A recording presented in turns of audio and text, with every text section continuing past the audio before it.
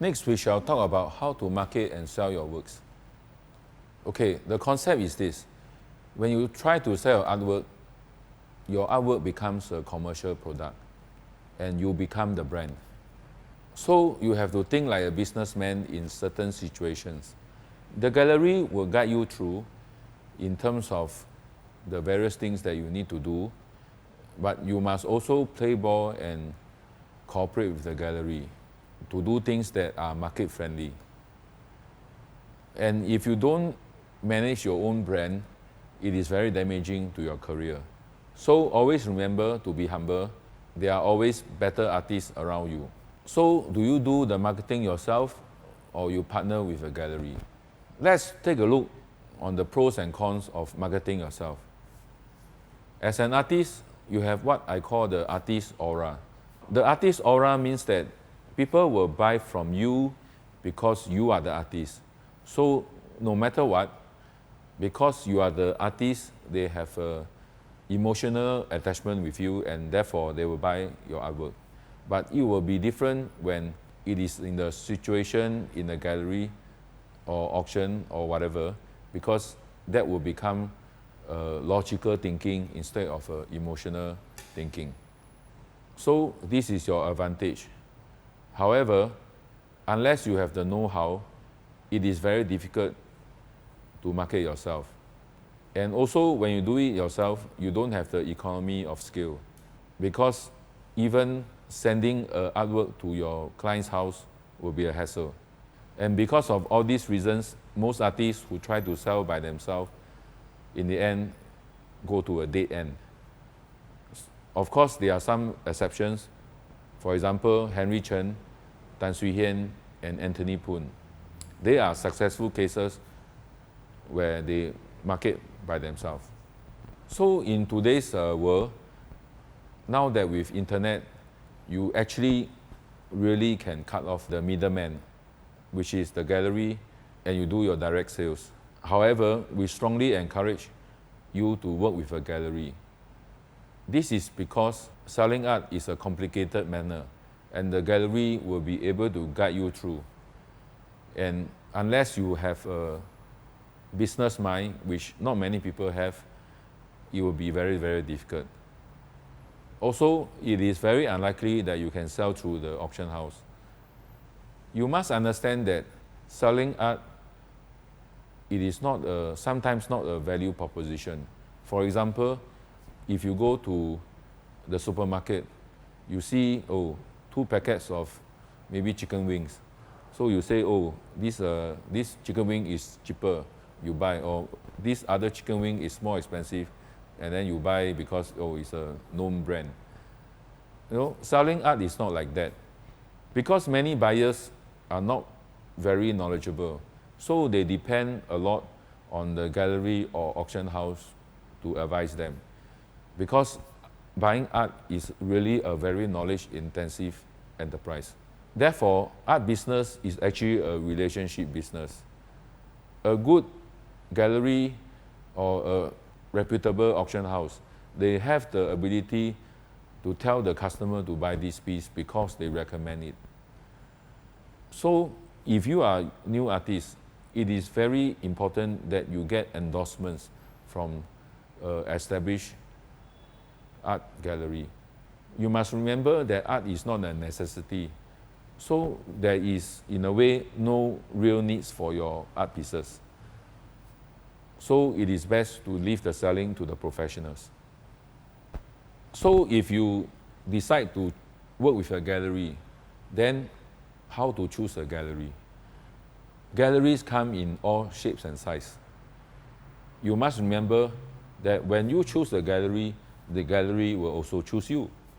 It is very important to choose one that is professional and who can look after you for the long haul. There are many galleries who will promise you the sky. Actually, these are very dangerous signals. The art market is very, very competitive and it's a very tough market. Galleries who give you things that is too good to be true, you really have to be very careful.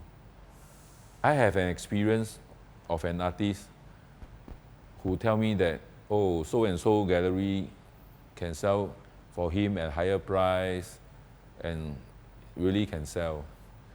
Yes, he may sell 1 or 2 pieces, but in the end, the art gallery just collapsed and he didn't get his paintings back, he didn't get his money back. Also, choose a gallery that is selling artwork that is close to what you are practicing. So for example, if you are a modern art artist, don't go to a contemporary art gallery, so and vice versa. Okay, so finding a gallery is like finding your life partner. In Chinese, we call it 门当户对. The next question you may ask is, should I work with 1 or more galleries? Actually, there's no simple answer. You have to consider 2 factors. First thing is your loyalty to your gallery. Of course, gallery prefers you to be loyal to them because galleries have competitors. And if you go to a competitor, of course, the gallery owner is not going to be happy about it. But also, we have to be mindful that no gallery in the market can cover the whole market. So there are galleries who are strong in certain area, but they are weak in other areas. So in this case, if you can find a complement, then I think it works. Remember that the gallery probably lose money promoting you. So if they feel that they cannot make it back in the later stage, they will not be interested with you. In this case, I will recommend you to have a main gallery who you closely work with, and you can occasionally work with some other galleries that complements the weakness of the main gallery. I think if you discuss this with the main gallery owner, I think he or she will be able to understand. So remember to always take care of your partner. This is because the process of branding you and making you successful is long and tedious. It takes up a lot of energy, a lot of resources and money. Never undercut your partner. Once is more than enough. And try to let your gallery earn money, or at least not to lose money while promoting you. What you can do is give them a higher cut of the sales. From the gallery's point of view, it is actually more effective to promote or sell established artists. Let me quote you an example of watches because it is easier to understand. For example, we know now the Rolex Daytona is selling about 30,000 in the market, the basic steel model, and the demand is very high. So long as you have the watch, it is a no-brainer to sell. On the contrary, if you sell a brand like Rado or Longines, you have to put in a lot of marketing dollars. And for example, a Rado, the average price is around $4,000. So even if the watch retailer gets the 100% of the $4,000, it is still earning less than selling a Daytona. So the choice is obvious for the retailer. The retailer will choose to sell Daytona rather than Rado, right? So this is the reality of the market. Therefore, artists who works with the gallery and who has integrity, usually they survive longer in the market. So we often get requests from amateur artists to say that whether they have a chance to work with us. You have to understand that for us to put up your work in our gallery, you have to meet a certain minimum requirement. Remember the point I make about this market being unregulated? So if you want to be a lawyer, you have to pass the bar. Similarly, if you want to be an artist, you have to meet the minimum standard. Now, if nobody wants to work with you, maybe the first thing you have to look is to look at yourself and whether your art has reached the minimum standard. If the answer is no, then try to improve yourself until you reach the minimum standard. Because most people, most galleries, they will not tell you the truth. If you are just starting out, my advice is prepare a portfolio Make yourself available in social functions. For example, art opening, or use networking like your friend's friend, your artist friend's friend, and so on and so forth. Because the market is always looking for the next hidden gem. Therefore, if you are good, you will always be discovered. Next, we talk about the pricing strategy. This is a very difficult and complex subject and needs someone who understands the market to explain to you. The first thing to take note is pricing has nothing to do with the cost of living. This is quite sad for Singapore artists because Singapore cost of living is high. We understand that, but unfortunately, we cannot increase your price because your cost is high. Price has also very little to do with your artistic standard, and it's got to do more with your fame. Of course, if your artistic standard is high, it is more likely that you will become famous. Remember, always think from a collector's point of view. You are the seller or the product manufacturer. You cannot think from a product manufacturer's point of view. You must always think from the buyer's point of view. And from the buyer's perspective, you are not the only choice. There are many, many choices in the market.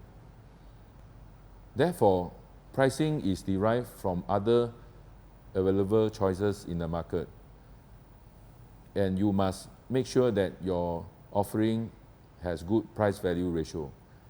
So I want to stress and double stress and triple stress. You don't set the price. The market sets the price for your artwork.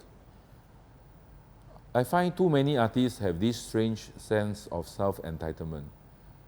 Seriously, if nobody wants your work has no value. Pardon me, it is not say that your work has no value. Your work does not have cash value. Value and cash value is a different concept. So for the Singapore art market, most Singaporeans who buy art for decorative pieces, they are only willing to pay a few $100s to about 2K. For those, what I call informed collectors, meaning that they have some experience and they are serious collectors, they may pay up to $10,000. So you need to produce work that meet these demands. So some artists, when they first started out, they say, oh, I produce work 3,000, 5,000. I won't say that there is no value in their work, but the absolute quantum amount does not suit the market needs. So you have to think of ways to reduce your price so as to fit into that budget bracket imposed by the market. For example, you can produce smaller works, or you can produce paper works, or even prints. I think it is possible to produce works that meets the market demands without jeopardizing your artistic philosophy and quality. You increase your price slowly, but consistently. Let collectors feel that your price has advanced over time. The common mistakes a lot of artists make is sometimes they feel that the market has strong demands for their work. Then they start to increase their price quite a lot. I think it is okay to starve the market. If the market likes your work, let them starve. Don't let them have it. The best case is have a waiting list. The more you starve the market, the more demand will there be for your work. It is very strange. Because you must remember, you cannot U-turn the price. Once you increase price, you cannot lower your price. If you lower your price, it will be super damaging to your career. So every price increase, you must consider very, very carefully. You must understand that demand in art market is erratic. There's this saying called the flavor of the month. Sometimes your art is the flavor of the month, but it does not mean that it will still be the flavor of the month next time. So this is something that you must be aware. The next thing is about asking for premium. I have cases where new artists say that, oh, this piece I like, I want to increase price, I want to ask for premiums. Please don't treat your collectors like that. You must remember that collectors actually took up a lot of courage to buy your works because you are not a proven artist. In the market, even established artists find it difficult to ask premiums of 20 to 30%.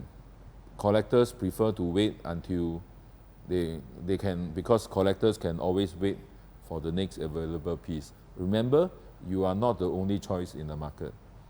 Now, the situation for non-living artists, or rather non-living established artists, is a little bit different. For example, artists like Cheong and Sou Ping can command maybe 200 to 300% between the good and the bad, or the not so good works. And for artists like Picasso, it can be even higher, like 10 times or even more. For example, in the market right now, if you talk about Picasso, he has many oils, quite large size, that he made in the 60s and 70s. Those are going for 1 to 2 million. But his canvas work that comes from the 30s and 40s, it can command up to 100 million. So you can see that price disparity. But unless you reach the level of Picasso, please refrain from asking too much premium. I will discuss here about the low price gallery. Unfortunately, at the moment, there is no low price galleries in Singapore due to high operating costs and lack of supply. Why lack of supply? Because most serious artists, even if they are new, they are producing works in the few $1,000s range, but the market needs few $100s. The other thing is the buyers, they are unable to distinguish between good and bad art. So for them, going to Bali or Thailand night market, oh, the art looks the same. So they will buy the cheap one.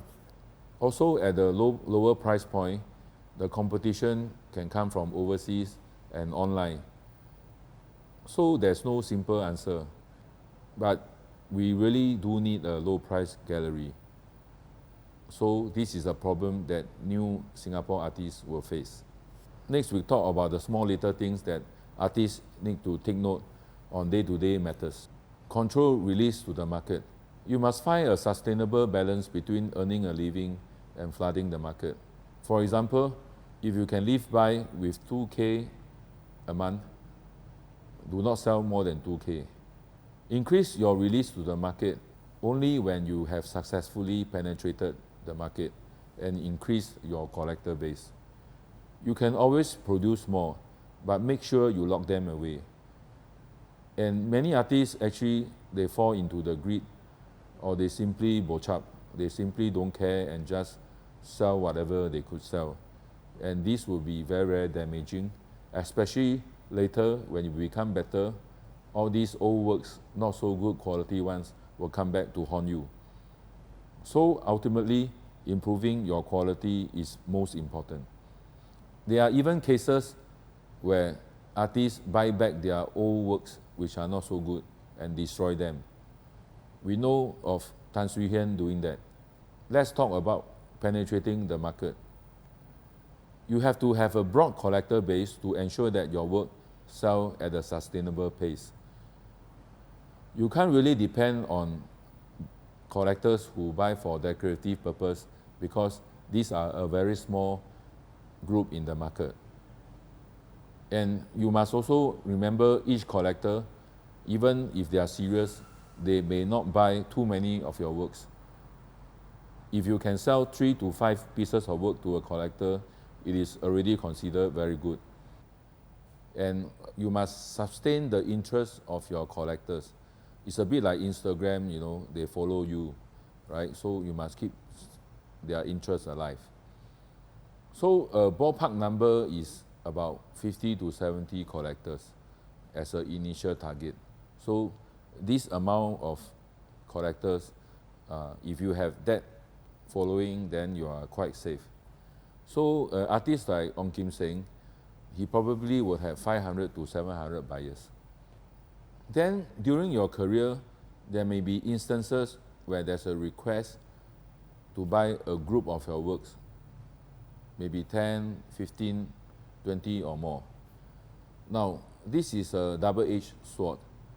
You have to manage the situation very carefully because a major collector, if they have many of your works, if they lose interest in you or if they want to sell for a quick profit, they can release quickly into the market and your market might just collapse. So in a way, when you have a collector who has a lot of your works, you become under his control. So in general, as I say, it is better to starve the market and instead of flooding the market with works. Now, eventually, you have to find a patron. A patron is a collector who continues to support you and have the means to market you. And when the patron comes, you may have to entertain the patron yourself. Of course, if you have a gallery, then both of you got to take care of this important collector. Because a patron will not only buy your works, they will continue to buy your works. And more importantly, they have means to connect you to a wider audience, powerful audience. So in Singapore, some notable patrons are Mr. Ong Tian Huat and Mr. Koh Xiao Chuan. So for a patron, try to be nice to him, try to make him feel special. You must also keep a lookout for auctions. Low transaction price of your works in an auction is very damaging. Remember, auction starts at a low price and then they bid up. If nobody comes to bid for the piece, your work will sell for a very low price. Occasionally, one or two pieces happen that way is okay. But if your works keep appearing in the auction and keep getting transacted in low prices, then you have to take some action. You must think, why does people keep on selling your works? This is a dangerous signal. Other common issues are there are too many of your works in the market and people lose confidence in you. Or maybe there's a general decline in the market, therefore the price go down. Or maybe the collectors lost faith in your work. Whatever the reason, you have to really take action and try to patch the situation. Does winning an award has any impact? In the Singapore situation, unfortunately, there's very little impact for the awards that you may obtain from different organizations. Even being awarded with the cultural medallion may not have a positive upside on the demand for the artist. Think about it. Over the years, there were so many recipients, but how many actually is favored by the market? So this is a good indication of the impact of the cultural medallion. Actually, your fame is accumulated over the years with small little steps, and each award is just a very little small step. I say this because I noticed some new artists, they put in a lot of effort in trying to get awards. And after getting awards, they feel that they are entitled to some kind of price increase and so on and so forth. The next topic I want to talk about is sustainable marketing. Why do I have to talk about it? Because I find that many artists, they do not have this concept. They just know sell and full stop. And this could be a reason why they didn't take off. And even some galleries, they don't really think about it. Marketing is a very long-term project. If you think about brands like Adidas, McDonald's, Singapore Airlines, are they already well-known brands? Yes. Then, since they are so well-known, why do they continue their marketing and advertising effort? So, if you look at this famous brand, you will know that you have to continue to do marketing. Marketing is crucial. At the same time, it involves high costs. Most artists do not have a concept of investing in and building their brand. The problem is who should foot the bill. Very often, artists feel that, oh, that is the gallery's duty. But gallery will feel that when I advertise for you, when I market you, the fame is with you and not with the gallery. And the gallery's concern is always, is there a guarantee to recruit the investment? Because the gallery can always, again, have other choices on who they want to invest.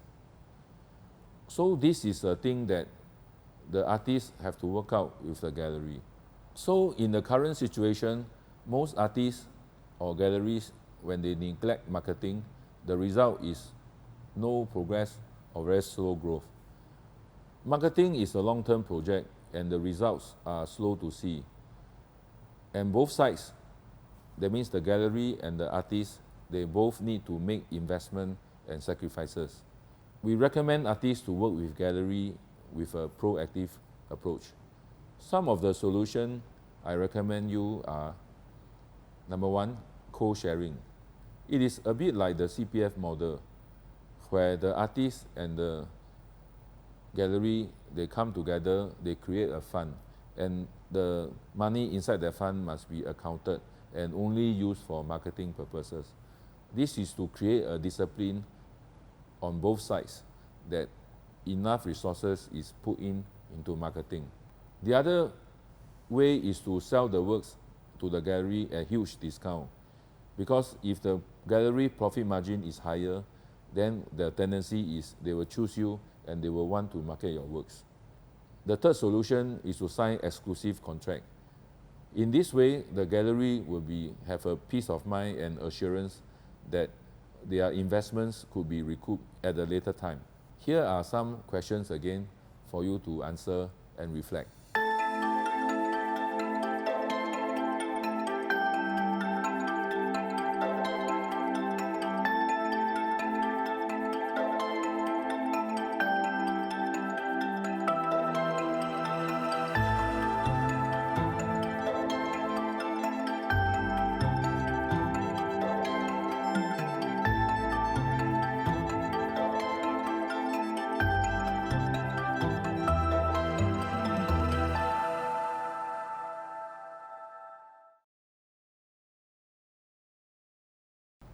We shall now move to part 4 of the talk, Jumpstart Your Art Career.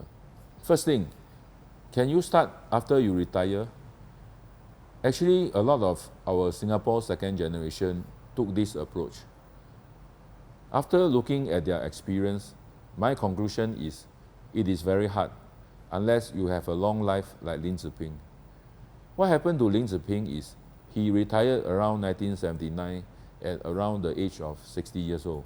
Now he's approaching 100 years old, which means that he has another 40 years of extra time for his second career. But how are we going to guarantee that we can live that long? The answer is we can't guarantee. So in that case, the best solution is to try to start young. If you can't start very young, then you can have a day job and save some money until a time where you are able to pursue art full-time. But start art full-time as early as you can. In fact, our gallery's policy is to only work with full-time artists, because we know that the competition is so great that it is very hard to take on a part-time artist. Managing your cash flow. The hardest part in your career will be the time between the time you start and arriving at the breakthrough point. Because this period has very little or no income. You may come across periods where for a period of few months, you don't really sell even a single piece of work. So that will be very, very tough. The reason for this is because in the beginning, your art may not be so good and therefore not so attractive. And also the market is observing you. Collectors have to feel assured that it is the right decision to buy your work. So you must endure and wait till you reach the breakthrough point. So during this interim period, what can you do? Can you take a teaching job? Yes, of course. and many people have done so. But we do not recommend you to do this for a long time. There are a variety of reasons. For example, when you teach students, some say that you can learn from them, but ultimately they are at beginner level, and you have to bring your level down to the beginner level. And if you do this for too long, it is very difficult for you to improve your art. And actually, teaching is a very, I would say, inefficient method, because you spend long hours and get very little money back. And eventually, all your time will be spent on teaching, and you have no time to practice. The next possible solution is to do art part-time. Actually, I'm doing art part-time, and this is not something I want, but I didn't have a choice in a way. The next method is maybe to depend on your savings. Last but not least, maybe if you have a partner or spouse, you can temporarily depend on them. The next issue is finding a studio. Some people choose to work from home. This is only possible if your home is conducive for you to do your work. If your practice involves, for example, large canvas, then I think it is not suitable. Or maybe your house is always very noisy, it is also not suitable. There are places provided by NAC, for example, the Goodman Art Center or the Tolokurau Studios. I think those are quite good options because the rates are quite attractive, and also you have come into contact with other artists, and it will create a positive flow of information. There are some restrictions though, but I think generally I will encourage you to take on this path. The other way, especially after a while when you are in the market and you have a small following, you have a sort of a stable income, then maybe you can switch to an industry space. In the current situation, I think you can get a decent studio for maybe about $1,000 to $2,000 per month. The next thing you must do is to make friends, because the artist path is very lonely and it's very difficult for you to work on your own. So go out to socialize and get to know people in the industry. Who knows, you may meet your patron there, or some doors may open for you. Just now I talked a bit about quality control, and I keep on stressing the need for quality control and also limit your output. However, there's a risk of over QC. What happened was, there are some artists that I met that is so particular about quality control that in the end, none of their artwork is good enough, and therefore they never take the first step. You have to balance between cash flow and QC. In a sense, there's no such thing as a work that is unfit for the market. If the work is not so good, just lower the price. Price your work honestly, because you need to still sustain yourself. You have to sell some works. So I think so long as you don't overprice your works, it is ethical. Nowadays, with better technology and gadgets, it is quite easy to record what you have done. I think it is important to record all the works that you have produced, because if you ever become famous, there will always be a risk of fake works in the market. I would like to stress again that you have to control the amount of artwork that you release to the market. And if there are some substandard work, I think I recommend you to destroy them, or at least you have to keep them out of sight from the market. Actually, being an artist is much like a freelance job, and like all freelance job, discipline is very important. You need to maintain a routine so that you don't overwork or underwork yourself. Maintaining a routine helps you in increasing productivity and assuring that you achieve strategic targets. Like you have to assure that you have a minimum amount of output, and so on and so forth. And also there will be dark periods in the initial days. For example, like I said just now, you can't sell your works and you will feel very depressed. During such a situation, when you have a routine, I think it will be easier for you to overcome that difficult period. It is very difficult to produce a good piece of work. So sometimes you have to keep very good works that you have produced.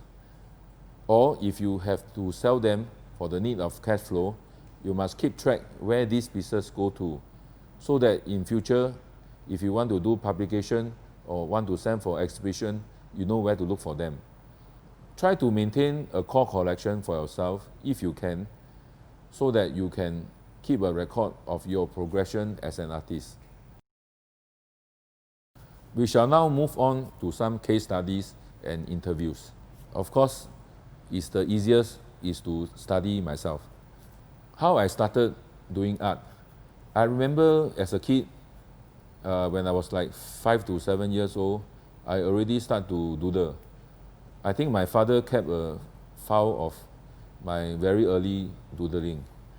All right, I draw the manga, those robots and stuff like that, or aeroplanes. I think being an artist is a calling. It's an innate interest. So somehow the feeling will keep on coming back. And given the right response or the right timing with the right teacher coming in, I think you will naturally take up this path. I went to learn art under Mr. Cheong when I was in secondary 1, because he was teaching in a community center near my house. And after a few years, when I was in JC, I decided to be an artist for my lifelong goal. So from the age of 13 all the way to 37, I worked very hard to improve my art standard, because I know that this is the first key ingredient for me to be an artist. I did that doing art part-time. And because of that, I made some sacrifices. When I was studying, I was fortunate. I did quite well. Maybe I have a little bit higher IQ, so managing this in school was not really a problem. But it became a problem when I started working, because I always, in the back of my head, I said I must leave some time for painting. And because of that, I think my work performance suffered. And during my 10 or 11 years in a corporate life, I think my progression was very slow. And during those days when I was working, I tried to find a job in China. In the end, I was successful. I went to China for 2 years. The reason why I wanted it is because I was doing Chinese ink painting. And I know that it is important for me to go to China so that I'm closer to the place where Chinese painting originated. And true enough, when I was in China, I visited a lot of museums. I talked to many more artists, and all this helped me to improve my art. And in 2008, I felt that I was prepared to open my first solo show. And I managed to sell some works to strangers. This is the time when I realized that maybe it was possible for me to be a full-time artist. So this is some pictures I taken during my first solo show. It was held in Paragon. At that time, there was a congregation of small galleries in the shopping mall. So I was exhibiting in drawing gallery. It is about maybe 900 square feet, and I exhibited around 30 pieces of Chinese ink. Now, when you have your first exhibition, your auntie and uncle will come to buy from you. They come to buy from you because you are their relative. So this is what I call your first time bonus. The key thing you have to look out for is whether strangers come to buy from you. I think that is the litmus test on whether your art is really competitive in the market. Now, just now I stressed that for you to choose to be an artist, you must know you have talent. Because if you don't have talent, it will be a disaster. So how do I know whether I have talent? The fact is, I really don't know. But I just decided to try. Because this is my conviction and this is what I want to do. But I think I did a calculated risk. I mean, I can see that I can paint fairly well, and therefore I think I still have a chance. What gave me the courage to do art full-time? As I said, during my first solo exhibition, I was able to sell to strangers. The other very important factor is I met my first patron, Mr. Cheong Kiat. Later, you will hear from him why he invested in me. Anyway, at that time, he prepared a sum of 100,000 for me to use. I didn't know that he prepared so much money. I asked for about 30,000 at the beginning. This financial backing is very important. So in 2009, when I was about 37 or 38, I quit my day job and became a full-time artist. Prior to that, I also went for some entrepreneur class, things like Money and You. I also went to the Anthony Robbins Unleash the Power in You. I actually walked the fire in the Anthony Robbins program. I also attended T. Harv Ekker's Millionaire Mind Intensive. I think those courses helped me to know how can I start.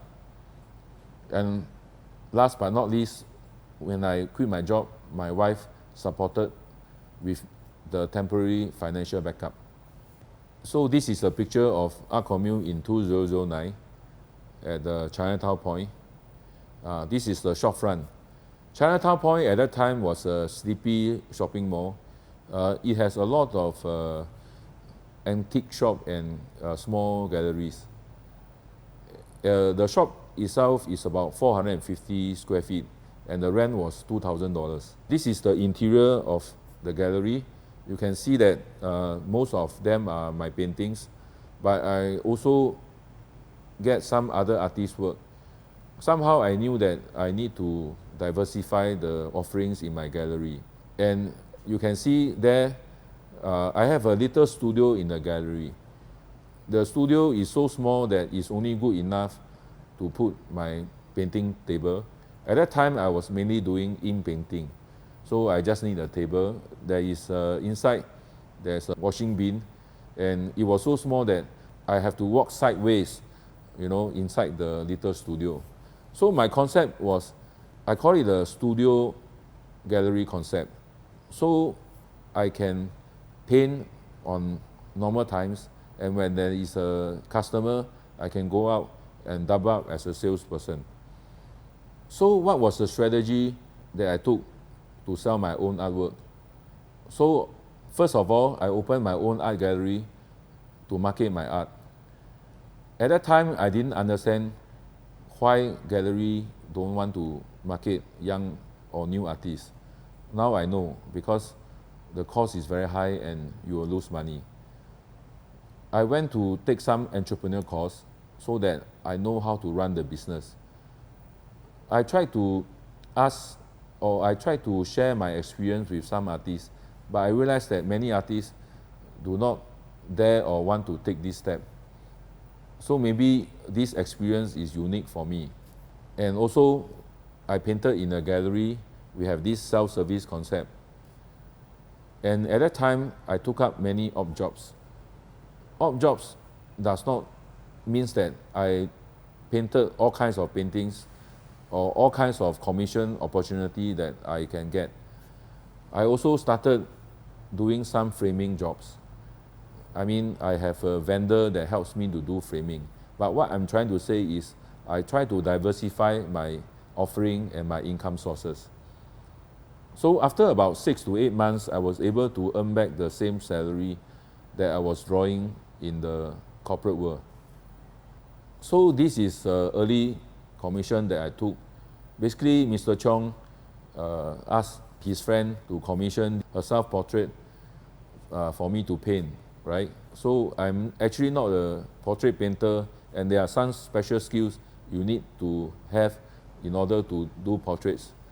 But anyway, I took up the challenge. I didn't have a choice, so I took any job. Yeah. So probably this is probably one of the only few pieces that I've done in my life. And then we had requests like this is a door gift given to speakers from, I think, the Energy Commission of Singapore. Basically, they have a meeting here, a conference, so they give to all their speakers. So this kind of job I also take. So this is what we call feng shui painting, right? So like, Chinese feng shui, sometimes the feng shui master have funny requests. Like this piece, is there's no water, and they want a prominent central peak. And then there are other requests like you must have mountain, no water, or have sun coming out from the left or right side, I don't know. But this is where I can have an advantage, because my competitor, which are the low price Chinese landscape painting, they can't do all these kind of special requests. Having said that, although this is a feng shui painting, I treated the painting with vigor and sincerity and respect, and I do it from art perspective. So I think that's what I meant by balancing between market needs and your artistic goals and philosophies. Then about 18 months into the Chinatown venture, suddenly a rich company came in to buy the Chinatown Point, and I was thrown out from the Chinatown Point. So I have to go out and look for another space, and I moved to Bras Basah Complex. This gallery in Bras Basah Complex is on the second floor, and it is double the space from the previous gallery. I took up a larger space because one of my clients told me that I need a larger space. And when I moved here, the rent increased threefold, and I realized that it is just not possible for me to survive selling my paintings. I was selling my paintings at about few hundred to 2,000, and the rent there already is $5,500. So there's no way I can recoup my expenses selling my paintings, and thus I started selling other artists. After a while, I started to sell famous Singapore artists, and then I entered a bigger league competing with stronger competitors. This is the interior of the Bras Basah second floor gallery. I still keep a studio, but as my business grows, I have less and less time for art, and thus from a full-time artist, I downgraded to a part-time artist. That was quite unfortunate, but it's a choice. I have no choice but to make it. I moved to the third floor of Bras Basah Complex. It was even a bigger gallery at 1,500 square feet. The move was due to competition, because I realized that in order to compete in the bigger league, I have to upgrade my hardware. And this further damaged my artistic career, because managing the gallery took up a lot of my time. But also managing the gallery and promoting Singapore artists, there is a new meaning to me, because I think we do this for the country. We are also the first gallery, I think maybe even now, we are the only gallery that we have full-time curators. So due to a variety of reasons, I slowly became more successful in selling other artists' work. You have to be flexible.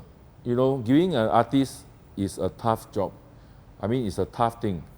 And life will surprise you, and you can't really plan what you want to do. The key is you must survive and carry on so that you can fight another day. Nowadays, I do about 10 to 30 pieces of work per year. For example, this year with the COVID-19 and the circuit breaker, I think my output will go up. If I'm doing art full-time, I should be able to do about 100 to 200 pieces per year. So as an artist, I'm still suffering from not doing art full-time. Will I do art full-time in the future? I think yes. And then it will mean that maybe I have to make some other sacrifices. Like, for example, maybe I have to give up this gallery. Have I reached the breakthrough point? Unfortunately, I think I'm still trying. But slowly, I do have regular patrons. In fact, I don't really have much paintings left, because the better paintings, my collectors will buy from me. The key point is, no matter what happens, you don't give up. So this is a oil painting that I did in 2010. This is another painting that I did this year in 2020. So comparing these two paintings, I think that my artistic skills has improved. So somehow I think the journey is still meaningful to me. Next, we are going to invite 3 guests to talk about their experiences. We are very honored today to have Mr. Cheong Kiat here with us to share his experience. Mr. Cheong is my first art patron, and he is the one responsible to catapult me into this art career. Mr. Cheong established a business concept Private Limited in 1990 to provide advisory services to business families and invest in private equity and property. He is also a third-generation member of the Wing Keng Group, a multi-family business founded in 1937 by his grandfather and 3 friends. He was the first third-gen successor to Wing Keng and led the group from 1995 to 2011. As an entrepreneur, he has created and founded several companies. That is not all. Mr. Cheong is an angel investor, artist investor, a co-author of parenting book, How to Raise Happy, Healthy and Intelligent Kids, and Guinness World Record holder through ownership of the world's largest rare gem Goshenite. He believes in giving back to society in 3 areas. He called ACE, A-C-E, art, children, and education. Mr. Cheong, today actually we are trying to share, I'm trying to show new artists, like to show them that the real art patron, how is an art patron like. Of course, art patron come in different shapes and sizes, but at least you are one example. Yeah, so actually we met in my first solo exhibition, I remember, in 2008. So could you share with us, what made you come to my exhibition and Okay. yeah. It was in 2008 that I conceptualized and co-authored and wanted to publish an educational parenting book called How to Raise Happy, Healthy and Intelligent Kids. And I wanted to find a calligrapher to write 8 Chinese words as the chapter separator for the parenting book. So during that period, I visited several art and calligraphy exhibitions. It was at the Paragon that I came to know about your exhibitions. Then it's a stroke of luck and the fate that we met in 2008. You want to relate the experience, how we get to know each other? Oh yeah. So after we met in 2008, actually I requested you to write 8 words for me. And then I remember I asked you how much you would be charging me for the 8 words. And you generously say that, oh no, it's okay, free, except you have to pay for the framing cost, which I think is a very fair way of doing it and very generous of you. And then after that, you also invited me to attend a few of your talks on calligraphy. Yeah. And I remember I brought along my 2 sons to attend the talk. And I could felt that your passions in the Chinese art, calligraphy, and then also your attitudes in a way also impressed me, that you are very warm in the class and then very committed in conducting the course. So you shared with me you actually observe me from a distance. Yeah. So you want to share how do you do that? Yeah. Okay, because as an angel investor, I always believe that I creating value through people and idea. So people is the most important factor that I assess in anything, including the investment deal. So of course I get to know you, I look into your eyes, I could feel the sort of passion that you have, okay, that make me felt that, this guy is going to be a potential. I would say that at that time, I would say that it's an entrepreneur.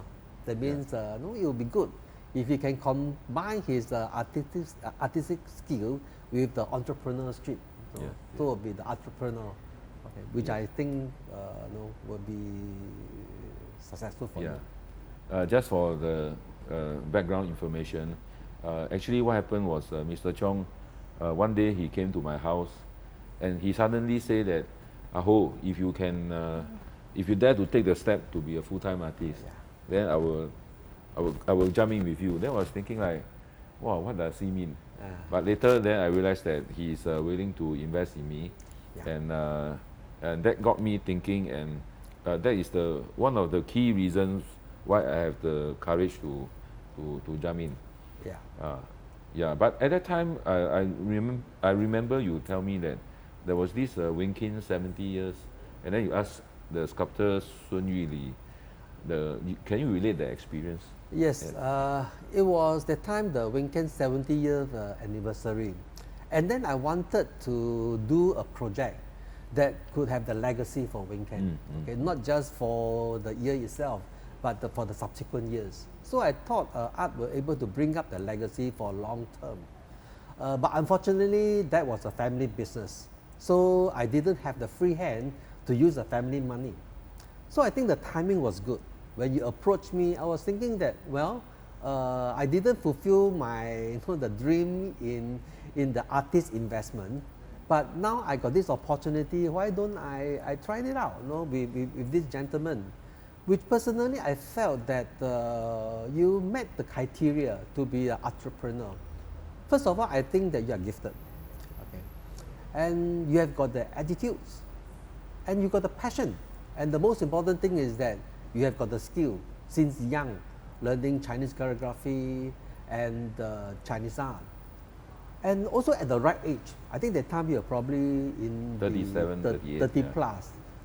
So in the angel investment world, well, you need to have the experience, you need to have the passions, you need to be at the right age, and then that is the time for you to really build your career. So the timing was right. And I also remember that you really know what you want, and you told me that that you wanted to be a full-time artist. And the most important thing that I remember is that you told me that in future, if you're successful, you would like to build a platform to help other budding artists. And to me is that since I wanted to give back to the society in 3 areas: art, children and education. So why not? If I could help these artists to build a platform to help more budding artists, that will be a sort of legacy, a long-term sort of investment that I will have gotten it. Okay, so well, that was the reason why I invested in you, and of course visited you and your family also give me a very deep impressions. I think you are a very good family man, a filial son, and then a very simple family with 2 daughters and a loving wife. So I think that if you dare to sacrifice your career, with in the aerospace industry, I think that time was a very, very good industry.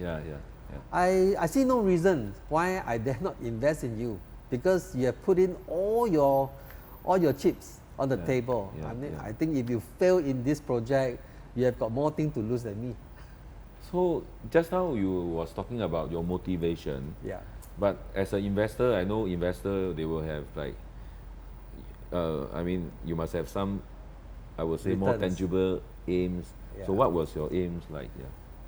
Well, I always measure my rate of returns in this acronym RATE, RATE. The first R stands for return on investment, which I find that, well, in artist investment, it is not the monetary return that I'm looking for.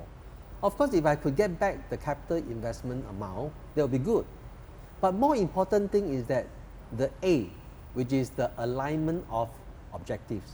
I do have several objectives. Like for example, I think it will be a very interesting experiential journey to shadow a budding artist, to see his struggle and then his success or failure or the challenges he faced in the journey. So I thought that was something that I couldn't be an artist myself. So the closest I could be is to be an artist investor, to shadow you and then to see how you make it. No?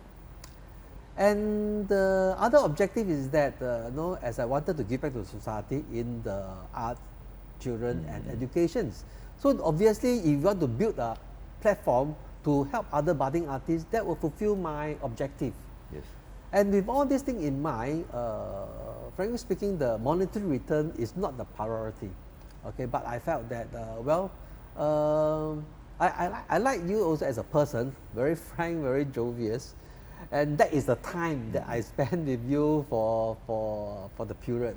Even up till now, we still have regular meetings. I enjoy the time with you, and then you share with me about the knowledge in the art industry. And of course, in the years, we also build up a sort of the emotional capital. So I would say that according to the rate of investment, the ROI, the alignment of the objectives, the time, the happiness that I have with you, and the emotional capital, I think is a very, very good return that I've gotten from this involvement.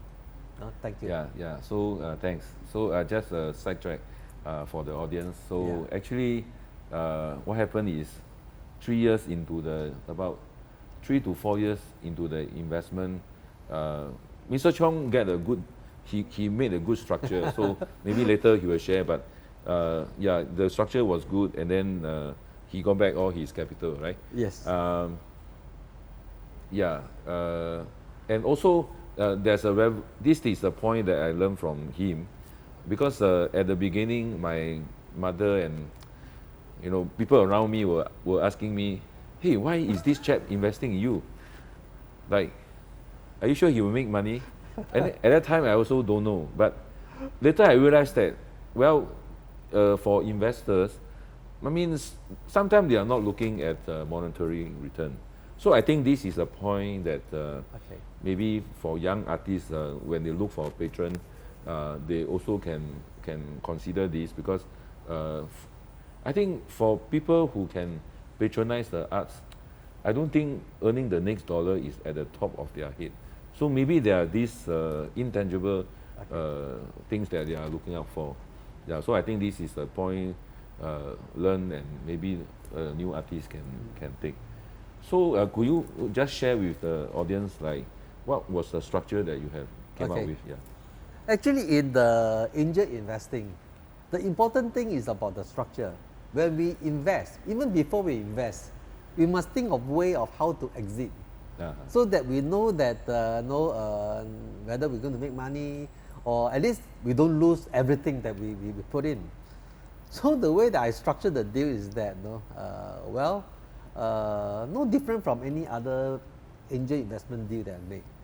That I agree with Ho is that, we agree on the cost of the painting, different medium, different size.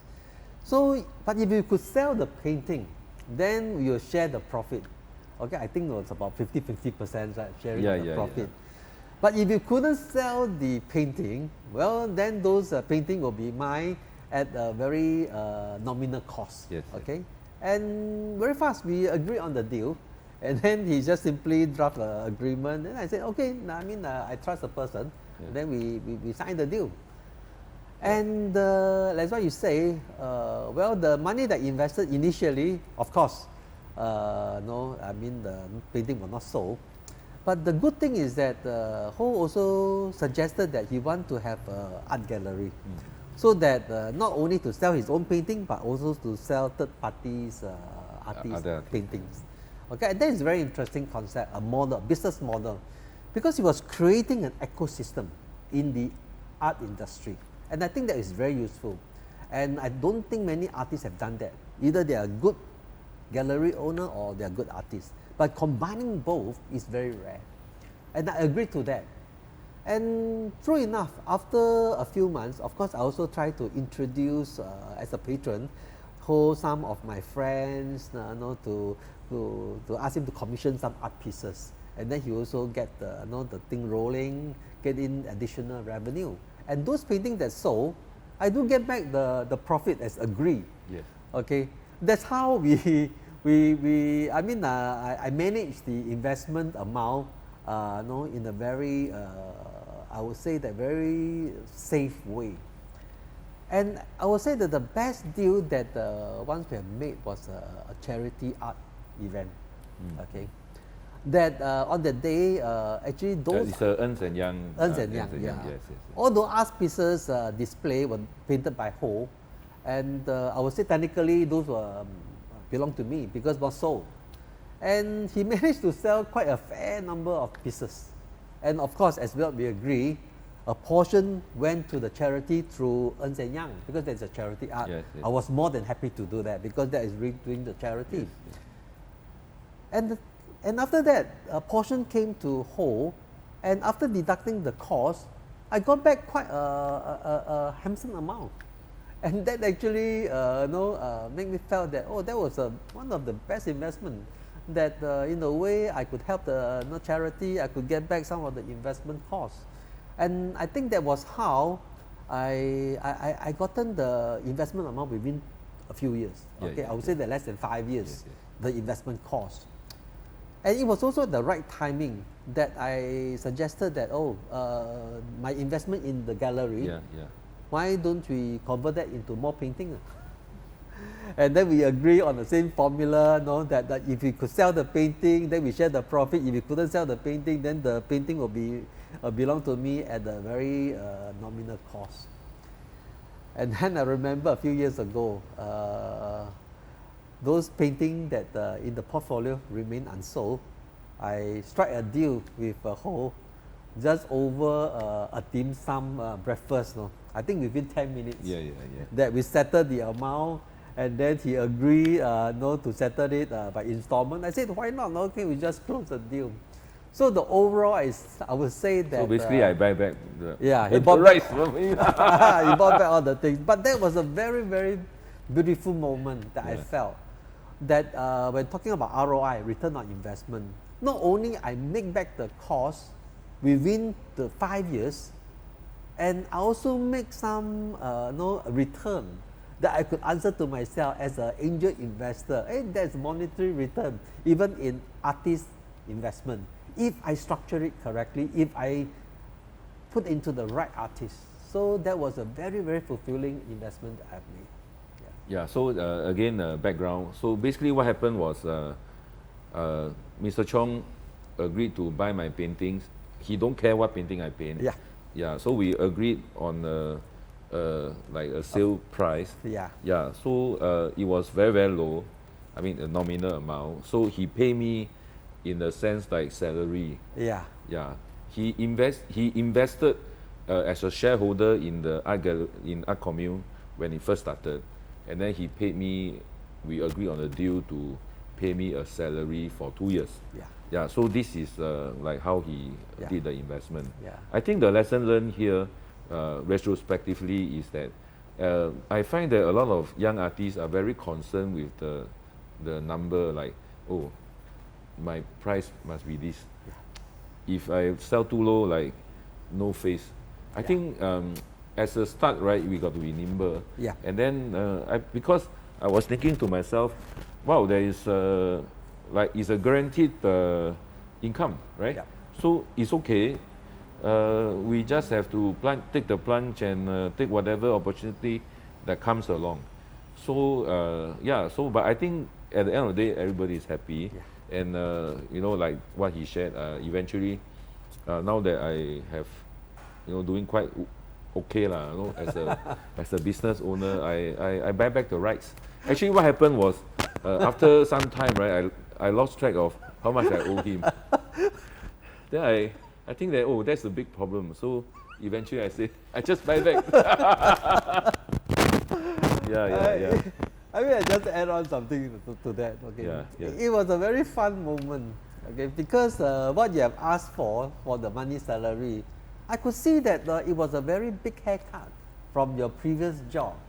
And I was thinking that this guy is quite fair, I mean, what he's asking is really some basic expenses for his, the food on the table and allowance. I think he's a very fair guy.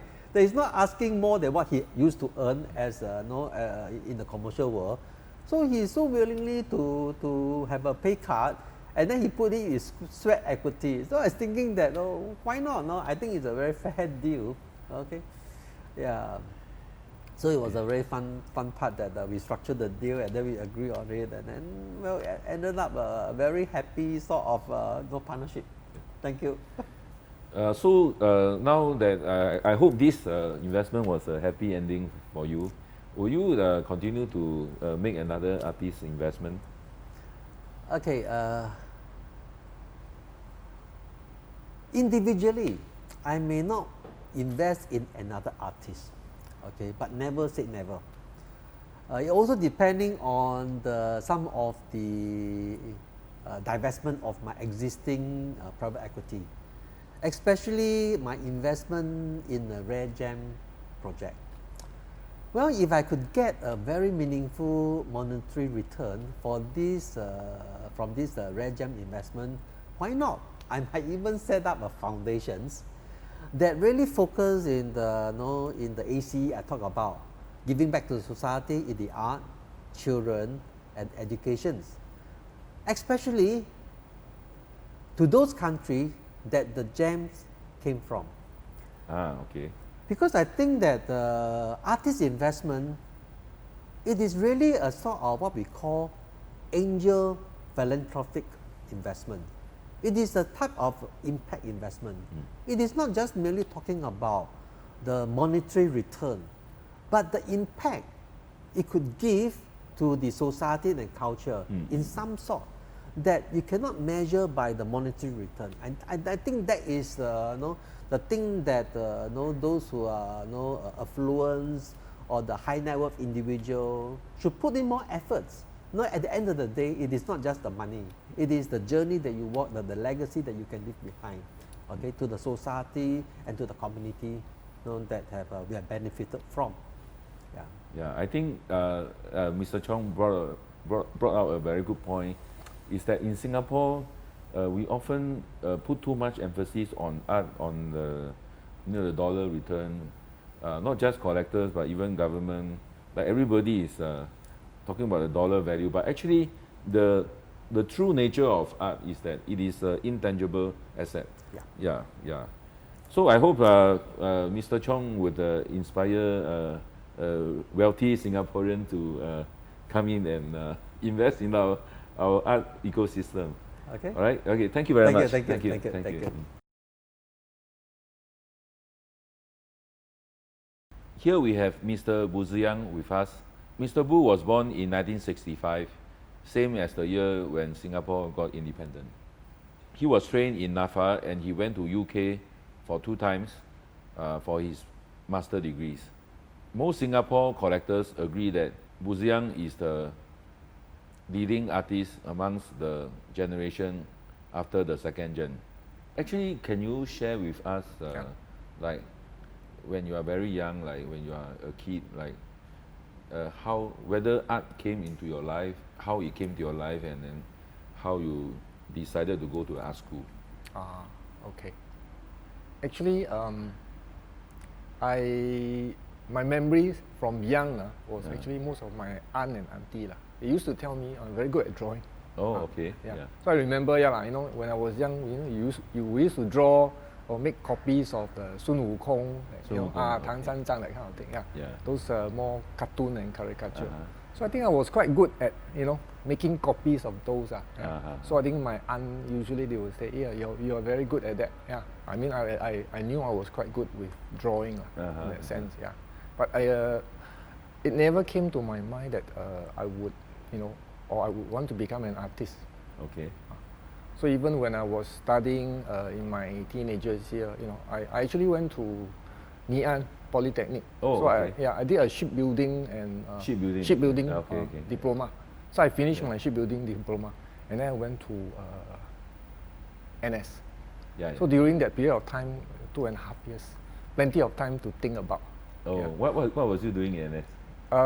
Combat engineers. Oh, really? Amphibious bridging, actually. Yeah. Huh? Yeah, combat. Amphibious bridging. SC 35 also 35 SC, yes. Okay. Yes, Okay. Yeah. So during that period, I have a thought I was thinking through what I really want to do in my life. And actually, at that time, I wanted to become a designer actually. Oh, designer. Okay. Yeah. So when I graduated, when I passed out from NS, right? So I went to NAFA. The intention was actually to study graphic design. Oh, so you already had a diploma, but yet you wanted to be a designer, so... No, I went to NAFA to study. I want to study a diploma in design. After NS. Yeah, right? after NS. Okay, I had a diploma in Ngee Polytechnic Yes, shipbuilding. yes. Yeah, so I went for my to NAFA to study. Intention was to study graphic design. Graphic design, okay, yeah. But after first year foundation training, one of the designer teacher, she told us, say, if you want to be a very good designer, you must have very strong foundation in drawing. Then you can stand out. You see, yeah. So then I thought to myself, where can I build my foundation? So it has to be in the fine arts. So that's already like in the late That was 70s. 1989. Oh, 89. 1989. Okay. 1989. Yeah. So I actually went in quite late. I was one of the older students in the class. Okay. So actually, so what happened was, then so I decided, okay I will just take up fine art first. Fine art. Yeah. Okay. To build up my foundation. in the same school. In the same school, yeah. So I thought later on I can always move into graphic design. Okay. Yeah. So once I went into fine art, you just, that's it. That's it. Yeah, that's where I found, I think I grew to love, drawing and paintings in that sense. Yeah. And I think also I found my forte. I found, this is what, I'm really good at. Okay. Yeah. The question is, do you have to worry about money? Because whenever this like decision to say, I want to do art food, like in the long run, then of course this money problem will come out. You see. So what was your situation? I think I was quite fortunate in a way because, my parents weren't rich. My father was just a kind of middle class kind of thing. Yeah. So he is a welder, but our family used to own a shipyard actually. Oh wow, okay. That was why I studied shipbuilding. Okay. Okay. So my parents are very open, so much so that they don't really dictate what I should do. They just let me be. So when I told them I want to study NAFA to take up fine arts, they have no issues. Okay. They have no question. Yeah. But yourself, like 前途茫茫, I don't know. At that time, I didn't really think much about it actually. Okay. Yeah. Because I thought, I feel that in life, one should try to do what one truly enjoy doing. So even if the reason why I studied shipbuilding is because, I thought maybe later on I can join my family business. But then after that, I thought, that's not what I want to do. Not what you want to do. Yeah. Okay. So I know you went overseas, right? UK. Soon after you graduated from NAFA. Like who funded that So experience? I actually immediately after, even in my third year in NAFA, I started teaching children's art already. Oh, okay. So I started teaching art, and because there was a private art school started by Lim Loong Seng. Lim Loong Seng. He ran an art school in Bukit Batok. Oh, okay. So when I was in third year, I already started to help him to teach children art already. Yeah. Together with my girlfriend at that time. So then, after graduate, the next 4 years, I continue to teach and work. So earn some pocket money. That means your income comes from? Mainly from teaching. Okay. And of course, during that time, a lot of us art students will go and take up some project, do mural painting, that sort of things. So it's all art related kind of thing. And of course, I continue to paint. So I because I wanted to go overseas and study, so I built up my portfolio. So do you have a studio at that time? No. That time we just paint at home. Paint at home. In a small room like that. I think painting was easier. Painting was much but easier. If you do sculpture, it's a bit tougher. So that at that point, because I'm a painter, so not so bad. So it's quite that means easy. You were saying that you saved for 4 years to fund your. At that time, probably the amount that I earned not enough. So anyway, I applied I applied for a postgraduate study, which in UK, and then I was accepted. Yeah, and at the time I also applied for NAC bursary. So I actually got a bursary also. You got NAC bursary, I got NAC bursary to study fine arts. Yeah. Yeah. Okay. Yeah. Plus my father was supportive also lah. Yeah. My parents were also very supportive. You went to UK alone or? Yeah, I went to UK alone. Yeah. Okay, I went to UK alone. Were you married that time?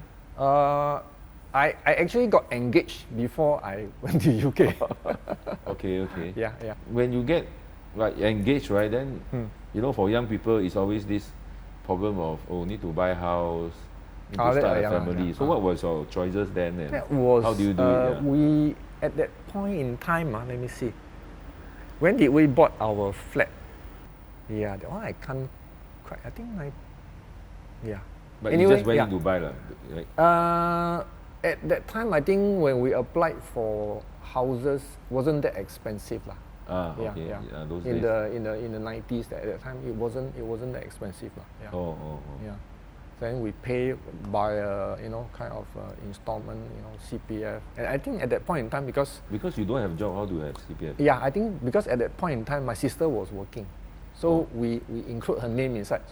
Okay. Yeah. So how about it your solved wife? a bit of problem. Your wife was. My wife is like me, because my wife was actually my classmate, and we were also teaching children's art. Yeah.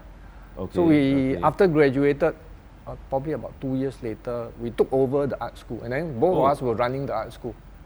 Okay, understand. Yeah. So we had some income from them. So when you went overseas, your wife continued with the art school? Continue running the art school. Then what happened after that when you come back? So I went in 1993, right? 94. Yeah. And then 95 I came back after 1 year. Yeah. I actually studied 1 year. I could have done a second year to do my masters, but I decided not to because I find Reading was a very quiet town. Not much activity going on, so I thought it was a bit dull.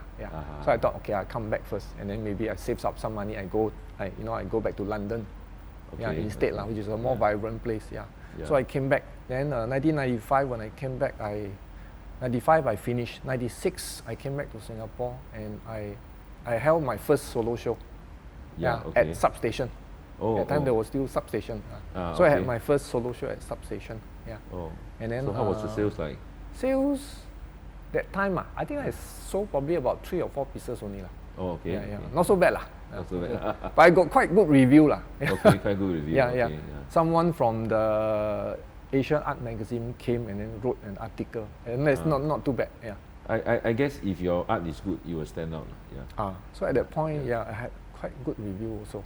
So it gives me certain confidence also. Okay. And then the same year, I was also offered a teaching job at NAFA. Part time. So I started to teach part time from then. And then you still have your children's art school. At one point I was doing both things. For a year. Then after 1 year later, I thought I cannot. It's too much. I have to work 7 days a week. Because NAFA work 5 days. So you don't really paint like. Usually I'll paint during weekends, or holidays. So actually, after coming back from UK, I started to work for about another 8 years or so. 8 years. In NAFA. In NAFA. Okay. Part time, full time, part time. What was you teaching in NAFA? Mainly drawing and painting. I mean, NAFA is an art school. But how, if they make the teacher like very very high loading in, then how the teacher going to practice, right? The teacher got to find their skill. The teacher will have to find their own time. So usually what we do is during our spare times, weekend, school holidays. Because the good thing is they have long school holiday. Okay. So we just need to press on and then find time to make our work. I suppose the difficult thing about artists is when you have a job, is how do you balance how much time you dedicate to working and how much time you dedicate to your own art. Correct. So it's a fine balance. So you said too much is too much. Then which one do you drop? You said. So basically, okay lah. To me, when I first started out, I knew in a way I see what's happening around. Right? I mean, I look at our artists, our senior artists. I think I knew that from the start it would be very difficult to sustain my art practice. Oh, okay, By my art alone, it's very difficult. Yeah. So for me, I think teaching is a good option because it's something that is closest to my practice. Right? Because actually, after all this year of teaching, I realized that, you know, the teacher learn the most. Oh, okay. Because when you teach, you actually learn. Okay. So you actually gain a lot of knowledge. So teaching is a good option for me. But of course, when you spend too much time teaching, then you know you won't have time for your practice. Yes. So like I say, it's a fine balance between these two. But anyway, during that time when I first started out, you say, you have a family, you have house, you have loans to pay, that sort of thing. So obviously, then you have to dedicate a little bit more time, making a living. And then for me, probably to me is maybe during that time, now is better because now I think the galleries are more proactive. They will go for graduation show. They will invite artists to work for them. I think in the 90s, not so easy. In the 90s, I think the art circles is in Singapore very active. But mainly, 90s, I think, but it's mainly all practicing artists who are kind of showing around. So for younger graduating artists, starting to show in galleries is very rare. Oh, okay. Not so easy. Okay. Over the years, how do you build up your? I know your work is because my clients they do. They actually watch you, So and I know a lot of them have your works. So over the years, how do you build up that collector base? How do I build up my collector base? I never really think about that actually. So what I try to do is how do you get exposure and that kind of thing? Like you work through gallery or how do you do it? In 1996, 97 or so, when I first came back, I think I started to work with Atelier first. Atelier art. Atelier art. Keng is a very nice person. Yes. Basically, my career started out with him. Oh, okay. Yeah. And I had my first 5 or 6 solo with Atelier. Oh, okay. Yeah. The sales was okay? Sales was not too bad. Not too bad. Yeah. Okay. Yeah. But because I don't produce a lot, that's the thing. Yeah. Oh, yeah, because you had a full-time job. Yeah, because probably chicken and egg problem. It's chicken and egg. Yeah. So my production wasn't that much. Yeah. So usually, maybe in a show, I probably have about 15 piece, 12 piece. Not a lot. And in a year, maybe I only produce 20 pieces of work. Not a lot. But also because the way I practice is I look up to one of these German artists called Gerhard Richter. Mainly Gerhard Richter. Gerhard Richter. Okay. But mainly because he has an interesting philosophy, and I think it aligns with mine also. Where he feel that an artist need not subscribe to any single way of making art. Because to me, I think that makes sense. Because I think as an artist, or even as a person, we grow through age. So when I'm 20, I may think a particular way. When I'm 30, my thoughts may change. When I'm 40, I might change also. So as I grow and change, my philosophies and ideas are different, right? I suppose my work will also be different. Because to me, I consider art making as a way of thinking about how we live our lives. Right. So the way we think should affect the way I make art also. So it changes. So can I say that although you are like you teach for a long time, but actually art already ingrained into your daily life, even if you are not practicing, you are still thinking about it, and I suppose so. I suppose so. But eventually you became full-time, because now I know you are really full-time. So and that what led to that change? Actually, this full-time thing very interesting, because I remember a few years ago when I was teaching at NAFA, one visiting artist from Australia. So he came to NAFA to give a kind of workshop. Yeah. So I had a chat with her. So I asked the same question. So I said, are you a full-time artist? And then she gave a thought. And she thought, in Australia we never really think about whether an artist is full-time or part-time. So for I think for most people, when you talk about artists, see, an artist is an artist. Yeah. Yes. Even because all artists whether in Australia, UK or US, see, most artists will have a kind of a part-time job to sustain their practice. Okay. Most of them would Most have. of them, okay. Very rare cases where yeah. artists can actually just sustain by their artwork. That's only small percentage. Okay, yeah. So the concept of full-time artist sometimes, maybe we think full-time means you just you spend all your time making your work and then make a living out of it. Oh. Yeah. But I never really thought about those things seriously in a sense. So even when I'm teaching, I taught part-time for about 10 years, and then I teach 8 years full-time. Oh, 18 years. Wow. Yeah. Okay. So no, actually 15 years. I had 15 years of part-time teaching, on off. So I teach from young kindergarten to adult. Then I taught 8 years full-time at NAFA also. Okay. So it was only 5 years ago when I feel that maybe it's about time, because 5 years ago I was about 50. I turned 50 already. Okay. Yeah. So when I turned 50, I thought, time for a change. I'm already turning 50. So I have some saving. And I also have a bit of reputation. My works are being kind of taken notice. Yeah. So I thought probably then my chances of kind of earning from my painting could be a little bit higher, more sustainable. Yeah.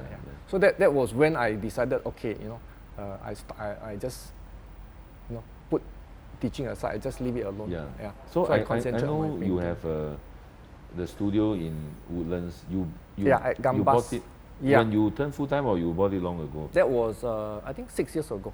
Oh, 6 years ago. Yeah. Is it a preparation to your transition to that decision? Yeah, actually sometimes in life things just come together. Because about 6 years ago, we sold our house. My parents have a house at Bukit Timah. And then my parents left already. Right? So it's too big a house. So we decided to sell it off. So there was a bit of money. Okay. So also because of that, then it gives me the courage actually to say, So timing is all timing. Just at the same time, all things come together. I see. And then also because, as an artist, I feel that I'm more or less ready. Okay. So that I thought, let's So now try. you do have collectors following you, right? You think so, right? Yes, So yes. they buy from you regularly? Not so regular. Yeah, but okay. Not But you actually not do very able to sustain yourself through the art. last 5 to 6 years, because I keep a record of my sales, it go like that on. Yeah, but It's okay never lah. always. It almost follow the market. Okay. This period is like Down. quite bad. Yeah. Okay. But maybe also because I still work with gallery. So when I work with gallery, I try to leave it to the gallery. So I don't really kind of proactively go and Correct. Yeah. WhatsApp my collectors. Hey, I have new works or whatever. So I don't really do that. Yeah. Because for a while we also can't get your works. So you stop for a while, even supplying to the market. I think so. No, I think I'm working during this period. So I have a new body of work now. Okay. So can you just describe to us a little bit about your art philosophy? Like what do you want to achieve as an artist? Or what your art direction or things like that? For me, like I said, I treat painting as, for me, painting to me is synonymous to the way I think about how we live, in a sense. Okay. So when my first series of painting, when I did, the way I do it is, I somehow had a habit of working in series. because I think that is more consistent in a way. You know, when I'm thinking about subject matter. So the first series of work that I did was when I first went to UK to study for my postgraduate diploma. So that series of work was called Being, and it's very much about how I feel about personal identity, which is something very elusive, hard to catch. So that was that kind of thing. And then later on, when I moved on, I started to think about surveillance in Singapore, because Singapore got, you know, like Big Brother kind of thing. Okay. So then I came out with this series called The Watchdog, where there's this, you know, big dog always watching you, that sort of thing.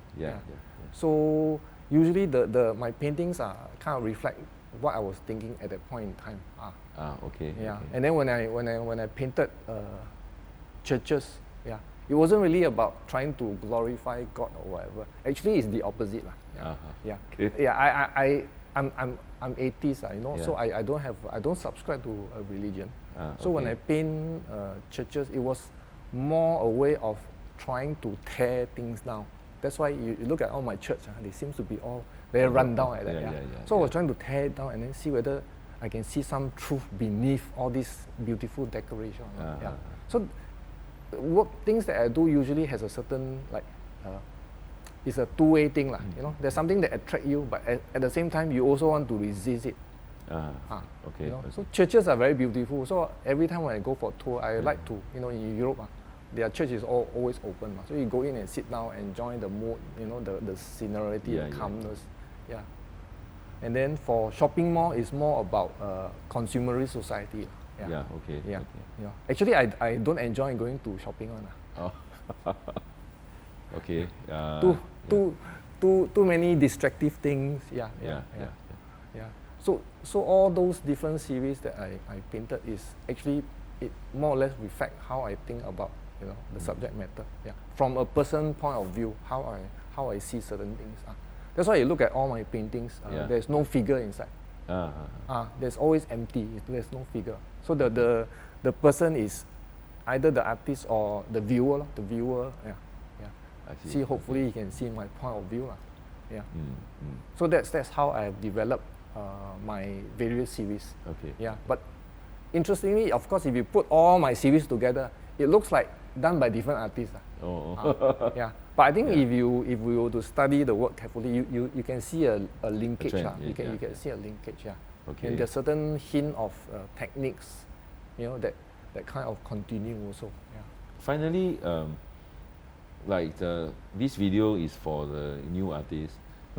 So, what do you have anything to share or your advice to new artists who would follow your footsteps to embark on a career in arts? I think my experience somehow is quite different and may not be relevant to artists nowadays, right? Because with all the new media, that sort of things, But I think I recently read an interesting report from Harvard. So they say the future belongs to the generalists.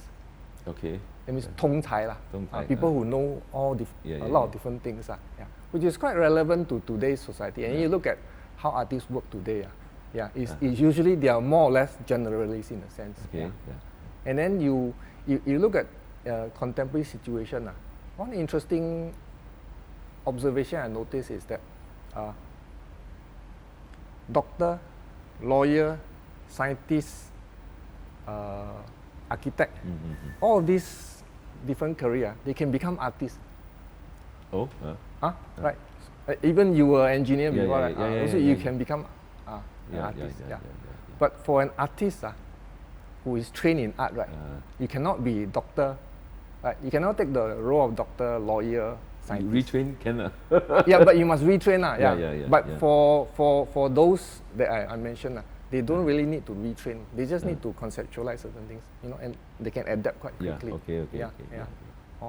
So then, of course, in the past, Joseph Boy say every man can be an artist.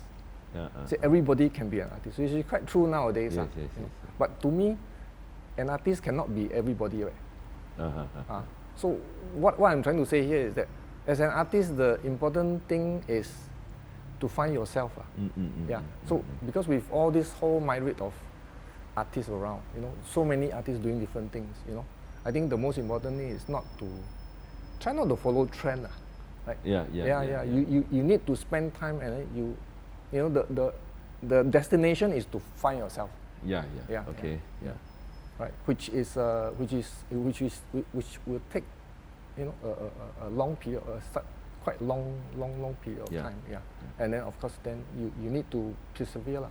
Yeah. Okay. Yeah. Thank you very much then. Yeah. Okay, Yeah, thank sure. you very much. Hi, we have Mr. Ben Loong here with us. He's going to share about his journey into the arts. He was born in 1988 and he received his art education in LaSalle. As of now, he has been doing art for about 8 years, and I think his work is quite refreshing, and I know of many collectors who is actually eyeing on his art. Hi Ben. Hi Mr. Host. Thanks for coming. Thanks for having me. So could you tell us about how do you get interested in art in your, maybe from a very young age? I think from a very young age in school, art was my favorite subject in school, much more than the other subjects. Also, being artistic and creative growing up gave me a lot of self-confidence. Also, amongst my peers, I think I was the only one that was really interested in doing art, so I committed to that. Was that in primary school or secondary school? I started in primary school, but got more committed to it in secondary school. Did you go to a school that have AEP or something like that? Or? No, my school didn't have AEP, but I think we had a very strong art department, very dedicated art teachers. Do you have any other art teacher outside or somebody like an art class outside? Yeah. I mean, in maybe your secondary school years, that time. No, I didn't really take art classes outside of school, but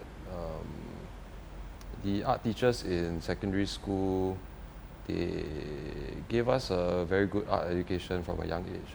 So after secondary school, you went to LaSalle? Yeah. Oh. So what do you do in LaSalle? So in LaSalle, I was a sculpture major, but also in LaSalle, we were exposed to more than just our major. So we got to take electives like painting, ceramics, printmaking. Can you describe like whether your art, your attitude or your thinking towards art, like when was it formed, how was it formed, and what was your what do you think is your view on art? You know, your art philosophy. I mentioned my secondary school art teachers. They had so they showed us a lot of art history videos, art history books, things that I wouldn't come across if not for them. They also had some rules in the art room, which is no erasers in class. So no erasers. Oh, no erasers. Yeah, okay. Because what is the reason? Yeah. they believe that, or they taught us that you shouldn't see anything as a mistake. You just work with your marks and whatever you do. Okay. Yeah. Yes. So they ban erasers, and they also ban black color paint because they wanted to educate us that nothing is really purely black. If you want to do a black color shadow or something, it's always a mixture, a darker color of another color, darker shade of another color. So what is your art philosophy? I mean, after going through LaSalle and now as a practicing artist. I think personally, my art philosophy would be like just to be as authentic as you can in your work. If you see art as like a form of self-expression, then it should show through your art and it should represent who you are as a person. So I try to keep that. So were there any artists that influenced you, like you, or maybe artists you like? So things like that. Yeah. You want to share with us? Many artists that influenced me. I think one very big influence is when I work as a studio assistant, artist assistant to a ceramics artist, Delia Pravachki. She and she's a Is she ceramics artist. Is in Singapore? She's based in Singapore. Ah. She's been in Singapore for more than, she came to Singapore before I was born. Ah, okay. Yeah. Oh, I didn't know. Okay. Yeah, so she and her husband's a painter, Milenko. Milenko. Yeah. Ah, okay, okay. So I was assistant to his wife, Okay. Delia. And I think it was just very good experience for young artists to see how a very experienced artist make their work in their studio, how they conduct themselves, how they run their day-to-day lives while being practicing artists. And also, I think the way Delia works, she focused a lot on the. She taught me to be economical with material. So try to not waste your material, how to reuse, recycle, how to save material. Yeah, and also economical in like when you make a work, everything you put on should be of value and not just adding things for the sake of adding things. Oh yeah. Okay, yeah. But just now you said your philosophy in art is to like be yourself. Then what is yourself? Will you be able to? I think tell I'm us? also quite economical. Try to not waste so much. What is but you myself? want to express something, right? You said, yeah. So what is that So, something? I think it changes time to time, different periods of your life, or different periods of, or different times that you make art. It will keep changing. But if you talk about philosophy, I think another thing I value in my work is that, or just good artwork in general, is that it should have a level of craftsmanship. The term, the word or craft is often seen as like lower than art. You know what I mean? Yeah. It's very craft. Yeah. It's not art, it's craft. Yeah, but I disagree. I think first and foremost there must be a level of craftsmanship. Yeah. Then you build on it, right? Yeah. Correct, yeah. So you see, when you went to La Salle before or after NS? After. After, so how old are you? 20, 21. So 2021, like when you went to La Salle, like you just wanted to go there to study, or you say no, I want to be a career artist. Like how was it like? I think in secondary school I really made the career choice to be a career artist. Oh, okay. But I think in secondary school I didn't really know what that meant. And what it means to be a career artist. I think I only found that out later. So it's just more of an ambition. Do you come from a wealthy family or okay or what? Okay, I mean we are not rich, not poor. I mean, well, yeah, okay. Like when I was young, right? Like we worry about, wow, can make a living or not. So did those questions come to your mind when you say I want to be an artist, like career artist? Then do you share with your parents? I mean the idea. Yeah. Then what was their response like? A lot of resistance. A lot of resistance from my parents. Yeah. Yes. Because the normal worry is that how you gonna earn a living as if you want to do art. Yeah. I think I just didn't think too much about. I didn't worry too much about how to make money. Just find a way lah. So after you come out from school, La Salle, then what do you do? I mean, then you become a career artist. So how do you manage your cash flow and how do you earn a living? Yeah. After I graduated, I went to apply for a job in a art gallery as a art handler. So my job was art handler. Okay. Yeah. So it was helping with the installation and de-installation of artwork. It was still art related, but I think it's important also to be open to non-art related jobs. Okay. Just to be open to other forms of work. to other forms of work, even if it's not directly what you want to do. But then how do you manage to practice like as in the gallery, working in the gallery? Because you will be working like 8 hours a day, right? Yeah. Then So do you have time to practice? obviously there's a lot of a lot of it is very draining on your time and energy working a full-time job. But I think it also gave me very good experience in it was an art gallery, so I got to see how art galleries work with other artists, work with other galleries, work with collectors. Yes. But these were things that I did not anticipate when I first applied for the job. Oh, so how long do you stay with the gallery? 2 to 3 years. 2 to 3 years. Yeah. Oh, that's a long time. Yeah. And you said that you did practice during that time. So I mean, So I where was find the studio like? Because your work is got to do with like those paste lighting, right? Yeah. So like I suppose that you can't do it in a bedroom Yeah, or yeah, your house. So how do you manage that part? So for me, after the first year of employment, I managed to save enough to rent a studio space. Yeah, And so where after was it renting- like? Is it what kind of studio space? It was quite small, a studio space. It was very near my workplace, so I could walk to my studio after work if I needed some time to do some work. Is it like a shop house or apartment or industrial space or what? It was like more like an office space. Office space. Commercial space. They Okay. converted an old, used to be a residential unit, then they converted it all into commercial units. Yeah. I rented from an insurance company. Oh, Yeah. okay. But it was not a shared space, so it gave me some privacy and freedom to work on my art. Like, do you mind telling us how much was the rent like? So initially it started at 900 a month. 900 a month, Yeah. okay. Then they increased it to 1,001 a month Oh, because my aircon bills were very high. you're sorry? Aircon bills were usage very high. Yeah. Yeah, but why didn't you choose like those good man rule, those kind of government assisted venues? For me, I think it was because it was closer to my workplace, more Okay. convenient. Yeah, more yeah. convenient for me to get to. Also, I wanted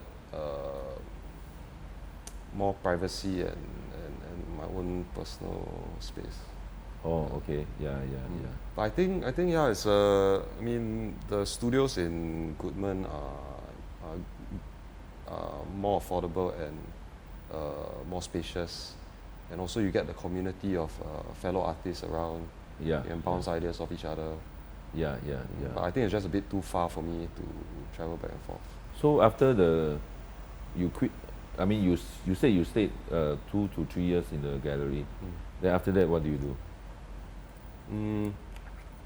So after 2 or 3 years, I started getting more and more opportunities to showcase my work. Like, what are those opportunities like? So like art exhibitions, art fairs. Some were from the gallery I was working for. They included me in some group exhibitions. There were open calls that I submitted. Then slowly more and more opportunities, exhibitions came, and I think I needed more time and energy to produce more work, so I decided to quit my job. So that was the time when you jettisoned yourself to full time. Yeah, but also full-time artist also, I think is, I mean, strictly speaking, I'm not very comfortable calling myself a full-time artist because I do support myself with other maybe even non-art related jobs. So I think it's just I think it's more about like how you allocate your time to produce the work and try to keep that separate from income or. But from then spending. on, you didn't really have like a full-time job lah. You take on some jobs no. on. Yeah. So. But when was that the point you quit? Like, which year was that? This roughly? was 2018, 2 years ago. 2 years ago. yeah. So yeah, 2 years ago. Okay. So after that, I also started driving Grab for a while just to keep myself occupied, spend some time making money. Yeah, I think like maybe even like something like driving Grab, which is not related to making artwork or my art, is, you know, you get to interact with different people, you get to go around, some form of inspiration. Or, Yeah. Because like ideas come from everywhere, right? So, but just how you told us you work in the, I mean, as a studio assistant, and when was that? I got confused. So this was in 2014, before my gallery full-time employment. Oh, so you were a student or Graduated already. or graduated? So you became a gallery assistant first. No. I mean, I'm studio sorry, assistant. a studio assistant. Yeah, And how long was that? That was that time was about 1 year. But when I was a student, also the artist also engaged me for when she had some exhibitions. She would come engage me to assist with like setting up, packing of works, production. So a span of maybe 4 years lah, on and off. And you say that experience enriched your practice. Yeah. So come to about you said there were open calls and doors were open to you. Like maybe can you like share a few notable experiences? Like Notable. Like some of those open things calls, that registered with you. Yeah. Some of those opportunities that registered with you. Yeah. So there's one VADA, VADA. VADA, yeah. Yeah, VADA. The VADA open call, Visual Artists Development Association open call. This VADA open call is organized by Chan Hori Gallery. Chan Hori Gallery, okay. They hold it twice a year. Yeah. And they try to support emerging artists or young artists like myself who have no exhibition experience So they give the young artists a first step into exhibiting in a gallery, working with a gallery, trying to sell your work. So it's actually basically you're saying that it's gallery asking new artists or young artists to come out. But this gallery is a local establishment or? Yes, it's a local establishment. Are they still around? I'm not too sure You're whether not too they're there. But oh, that's true. I'm quite sure they still have this this open call. Yeah. So basically they're just doing it like on an ongoing basis. Yes. Yeah. Do they have a shop space or something? I think they don't have a physical shop space anymore. So anyway, this program I feel it really supports young artists, and I mean there are other programs besides this that like Affordable Art Fair. They give inexperienced or younger artists more exposure, more opportunities to showcase their work, and I think at these kinds of places, good work will stand out. So if you know, if you definitely if you work hard and produce good work and grab these opportunities, your work will be seen. Yeah, and I know that you have won some UOB award, right? Would you like to tell us the experience? And when was it and this kind of thing? Yeah, so this UOB Pinning of the Year is also another open call, open to submissions. I submitted some work for it, lucky to be selected. This particular program, they do it quite. They have a ceremony for the whole thing, and and what award do you get anyway? It's a highly commended work lah. Okay. Yeah, okay. It's not number one It's okay. Yeah. Yeah. You so say got ceremony, okay? Yeah, they held a whole award ceremony, made it quite grand. It's a nice reception, invited VIPs down. It was an interesting experience. Okay. Also, you get to sit with your fellow artists, catch up. You get to see all the other award recipients' work. Yeah. And it's not just from Singapore. It's regional, and you get to meet and see art from other countries. Yeah. How long have you graduated? Like in the I graduated in 2012 from myself. So 8 years. Yeah. 8 years. So, what do you think is the like? Do you get a good income or a sustainable income now? Right now, Yeah, yeah. I think right now From is art, I mean, from art. From art is, I think it's a decent income, but I would say it's not, because you don't get exhibitions every month, or you don't get to a chance to sell your work as frequently as You like to be. yeah, as frequently as you Like, what's your output every month? Like, I mean, do you have like consistent output? Yeah, it's also not consistent, especially with the whole situation now. But Yeah. I try to see it as try to get as many exhibitions as I can. Then in between, just do other things to sustain your living. Yeah, yeah. But you feel that you do get a respectable amount of money coming in from art. Well, yeah, I guess this is I feel it's quite relative lah. Like Yeah. So because so for young, new artists yeah. who are even younger than you, then I'm just trying to give them a feel, how is it like? I understand. Yeah. So I see sometimes when I compare myself and my income to maybe my peers who are working in a bank or something. Yeah. Obviously, it can't really match, compare lah. yeah. The monthly income Yeah. is, So like, okay. So I think it's about not trying not to compare, or trying not to put yourself in relation to another kind of job or what. Just to see whether whatever income you get from your art is worth value to you lah. Do you have plans like starting a family or something like that? Or then, because you see, for young people, it's always that's a dollar problem, you see. So like, do you have that problem, or how do you? If yes, then how do you manage it? That kind of thing. Yeah, I mean, it would be nice, but I try not to think too much about it. I try not to worry too much about it, because, I mean, this is what I committed to. You talk about starting a family, buying a house, these sorts of things, but when I look at my peers, a lot of them who are not doing art also face the similar problems. Yeah. So Okay. it's not a problem that is specific to being an artist in Singapore. Okay, I think okay. it's just a Difficult part problem. and parcel lah. Yeah lah. Okay. Yeah. So going forward, what is your plan and any strategy or something?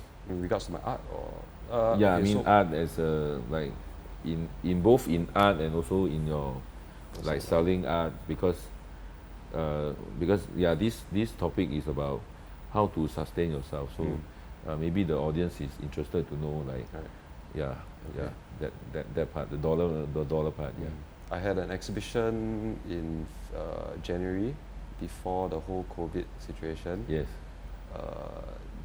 There were a few more supposed to happen middle of this year, but they were cancelled or postponed.